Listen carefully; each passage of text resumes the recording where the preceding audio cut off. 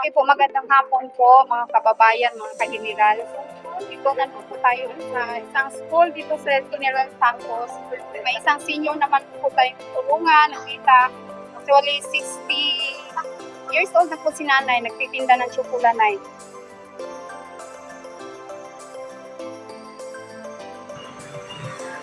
Sa araw-araw na nauubos yung paninda mo. Awa ng Diyos, ma'am. Nauubos.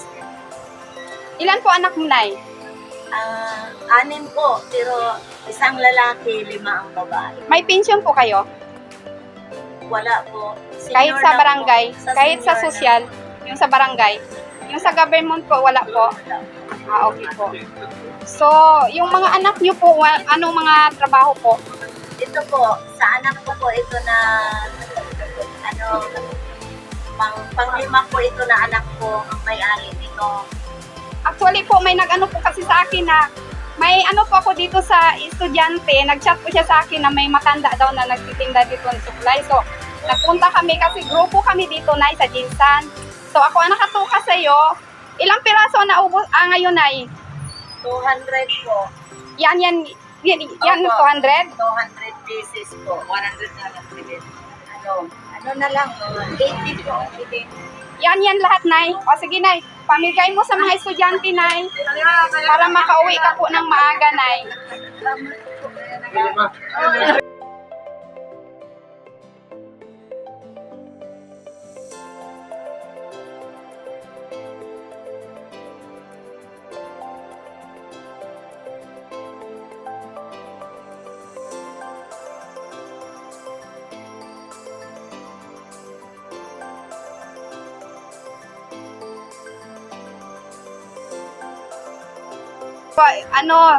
Huwag po natong kalimutan ay magdasal.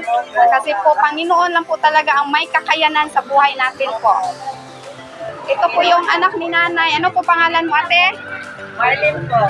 Okay. Ito po mga estudyante ng isang school dito. Kalipay sila, ma'am. Thank you daw, ma'am. Kalipay sila. Ito masaya si nanay maranasan man lang niya, maaga siyang makauwi. Salamat sa sponsor.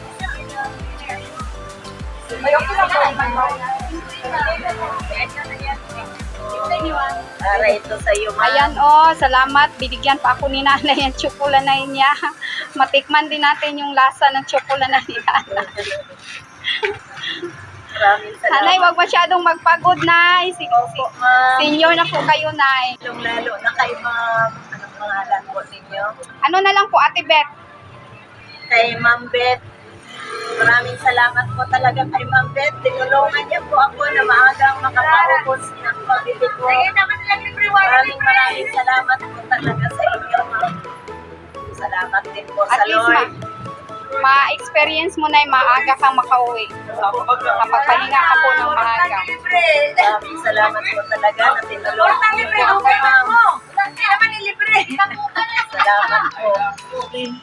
Bagay, ma'am, ito talaga ang naanuhan ko mula nag-asawa ko. Pagtitid lang po talaga ang ano ng partner ko. Tapos hanggang nawala siya.